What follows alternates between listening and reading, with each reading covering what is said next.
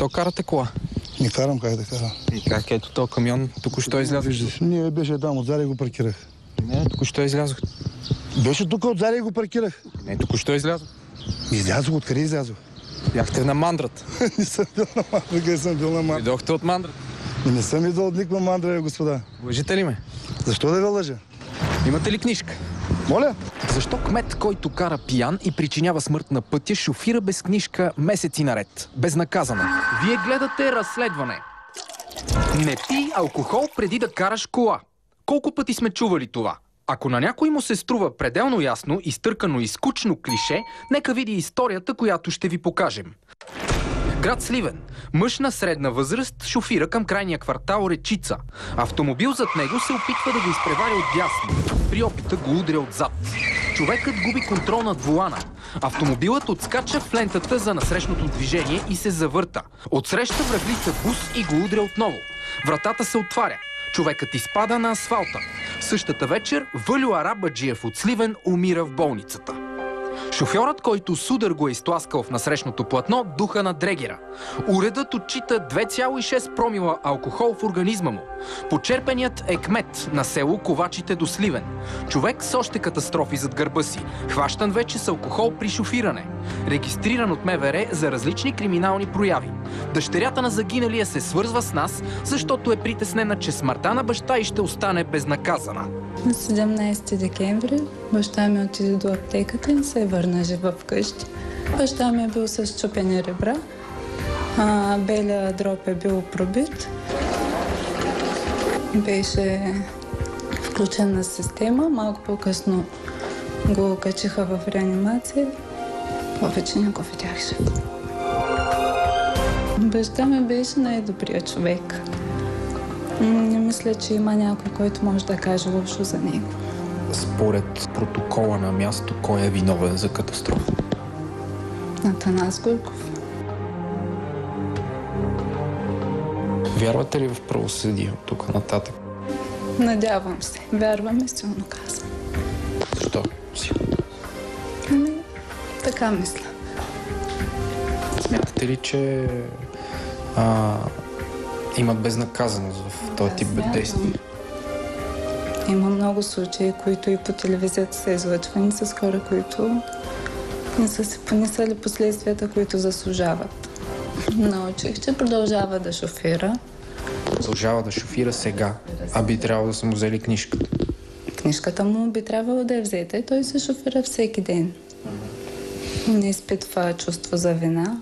Чувам, че продължава да пие, че шофира и че има много познати, които ще му помогнат да не бъде осъден и да му се размине от нещата.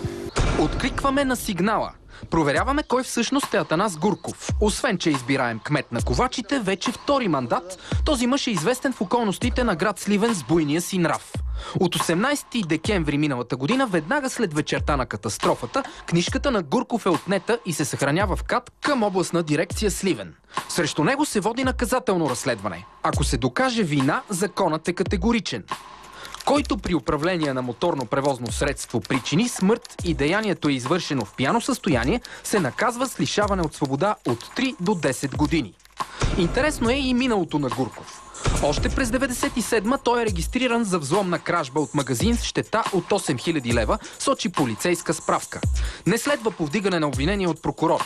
Същата година е съден за кражба на общинско имущество, условно на 5 месеца. Пак 1997 Горков е хванат за притежание на взривни вещества и тази му проява завършва също с условна присъда от 6 месеца. 2000-та година е осъден за подбуда към лъжесвидетелстване, 10 месеца условно. Пак през 2000-та е регистриран като участник в катастрофа, причинил телесна повреда по непредпазливост. През 2002 е съден за обида на длъжностно лице с глоба от 150 лева. През 2004 година отново се е проявил с катастрофа и забележете, пак след употреба на алкохол. През 2005 година срещу него тръгва разследване за побой със средна телесна повреда, но е прекратено.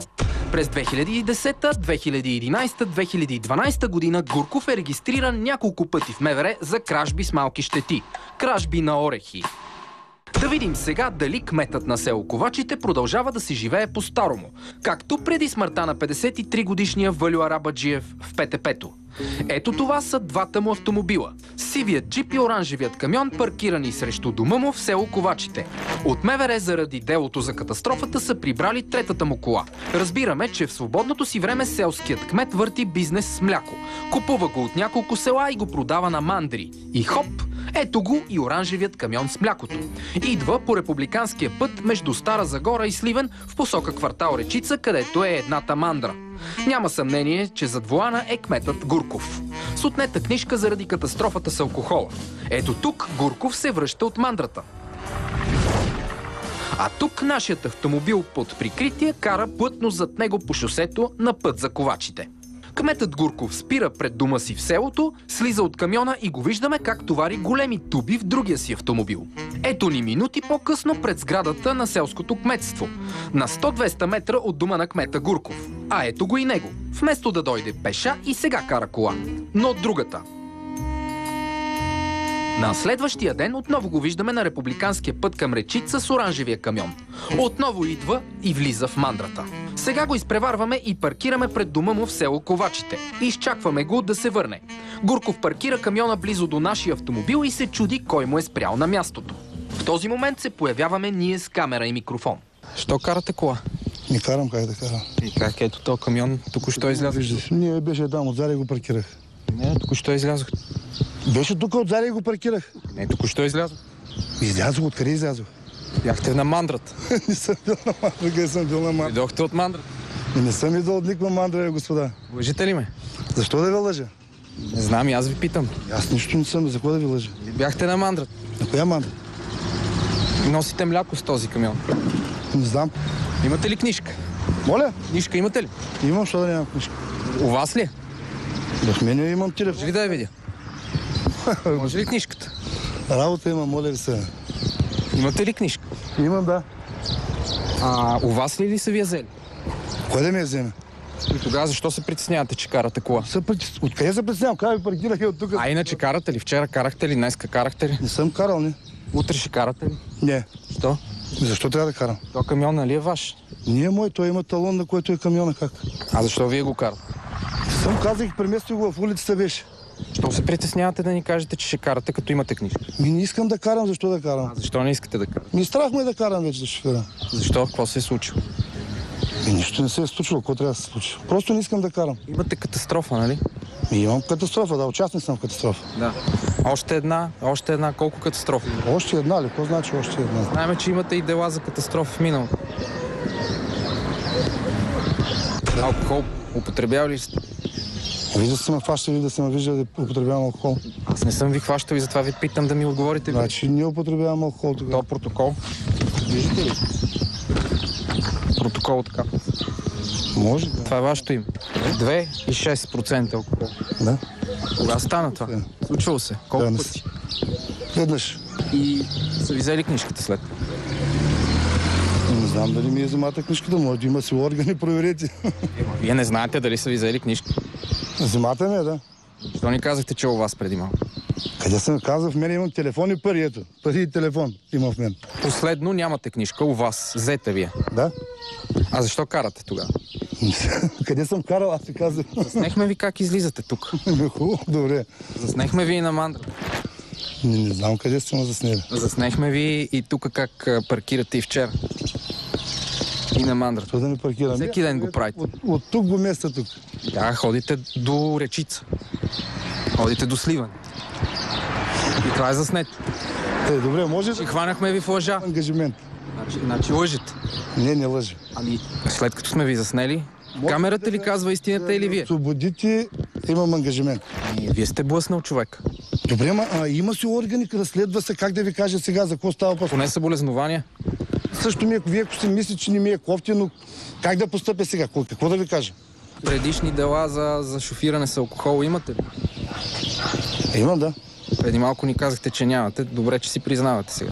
Имам, не знам защо, може би не съм разбрал въпрос сега. Защо карате? Защо карате? В смисъл, кой ви пуска да карате, нали? Имате ли право да карате без книжка? Нямам право да карам. Къде съм карал, ви питам. Че ви заснехме. Имам ангажимент, добре, разбирам ви, но имам и ангажимент сега, неотложен ангажимент сега. Вие от колко време сте кмет? Втори мандат. Втори мандат. От 2007 година. А от 97 имате разни прояви, такива с катастрофи, с побои, разбрах. Как ще го коментирате? Да. Оплаквания. Вие сте кмет, нали? Трябва да сте пример за селото. Пример ли сте за селото? Че съм пример, отидете, питайте хората. Не знам, щом съм избрали втори мандат, какво да ви кажа? Ще шофирате ли утре пак? Или днеска? Няма да шофирам, що да шофирам? Ама ако ви хванеме, Обаче, обещавате, че няма да шофирате повече. може да се наложи да шофирам всяко. Може. Без книжка. Добре, има моменти, сега казвам ви, нощно време съм излизал с кола тук. Да. Обадът ми се има проблем. Как да отида? С кола да отида? С голи ръце, без кола и тъй да седна да отида. Къде е? До Сливен? Не знам, ние тук в селото при До нас. Сливен не сте ходили. Май сте ходили и до Сливен. Не знам къде съм ходил, господине. Добре, достатъчно ли е? На вас дали ще ви е достатъчно това? За да спрете да карате? Да. Какво ще правите? Как ще се придвижвате? Що как? Имам си колело, пеш ще ходя, автобуси има. Тук това мляко, ако се вкисне, кой ще го разнася? Има хора, които си го разнасят. Само сега вие го разнасяте. Не. Не. Не. Добре, дай да влизам сега. Айде сега. Имам ангажимент сега. Дай, приятели. Добре. Чакайте сега. Тук корабче плува ли е тук? Е така, като ви питам. Не знам дали ви плува корабче. Аз не мога да кажа, не съм моряк. Да отговарям дали плува корабче. 5 пъти казахте. Не. То не е смешно. Не е смешно, не. Просто някои неща се казвам в кръга на шегата. Казах, слагам си ръката, съжалявам. Хиляди пъти. Искрено съжалявам за всичко, нали, което се случва, но има си органи, които ще го докажат и аз може да съм, нали, всички сме шофьори и аз може да съм утре на същото положение. Едно семейство е без мъж, баща. Съжалявам, казах, да. Казвам ви съвсем откровено, съжалявам. Оставяме кмета да се изкъпе в дома си и заставаме пред кметството на село Ковачите. Малко по-късно самият кмет Гурков идва пеша към работното си място и ни маха тържествено с ръка. За сега обещанието му, че спира да кара, е спазено. Тръгваме си за София. И не щеш ли, Гурков е засечен пак да шофира. Ето и кадрите с него.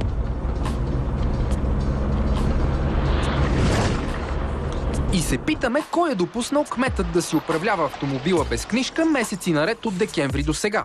От МВР ни отговориха в писмен вид, че от 17 декември до сега не са засичали кмета в нарушение на пътя. Макар че самата му поява с кола на пътя е в нарушение. И забележете, полицаят, който по думите на хора от Ковачите отговаря за реда в селото, живеел точно срещу дома на кмета. Ето тук по сведения на съселените. 2 пъти подавахме сигнал на полицая по телефона. Първо като граждани, а сега и като журналисти. Ами вижте, аз в Сливен живея, да ви кажа. Те майка ми, баща ми живеят в Ковачите. И не ходите там всеки ден и редовно и често? Не, редовно не. Основно лятото идвам по-често, зимата не идвам.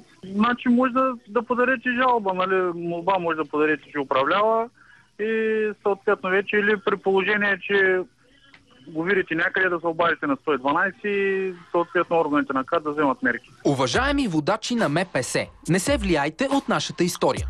Иска ни се да вярваме, че органите на реда бдят и че шофирането с алкохол наистина се наказва сурово, защото убива хора. С вяра и надежда в разгара на дългите празници търсим служители на пътна полиция, които нямат общо с конкретния случай, за да ни напомнят правилата, които по идея би трябвало да намалят смъртта на пътя.